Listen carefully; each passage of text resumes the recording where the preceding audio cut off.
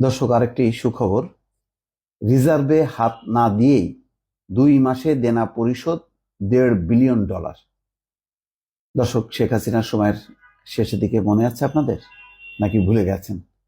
প্রতিবার যখন নাকি দেনা পরিশোধ হতো তখন রিজার্ভ নামতো, আবার একটু ভরতো, আবার পরিশোধ হতো, নামতো। কিন্তু এবার রিজার্ভটা ইনট্যাক্ট থাকলো, সেখানে হাত না দিয়েই বাড়তি যেই অর্থাৎ একটা লেভেল পর্যন্ত ঠিক রেখে বাড়তি যেই রিজার্ভের টাকা সেটা পরিশোধ করা হলো।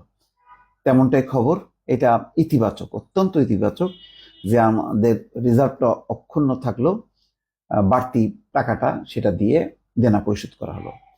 রিজার্ভ থেকে কোনো অর্থ খরচ না করেই 2 মাসের $1.5 বিলিয়ন পরিশোধ করেছে বাংলাদেশ ব্যাংক। ফলে অনিশ্চয়তা কাটতে শুরু করেছে তেল, গ্যাস, সার সহ দরকারি পণ্য আমদানিতে।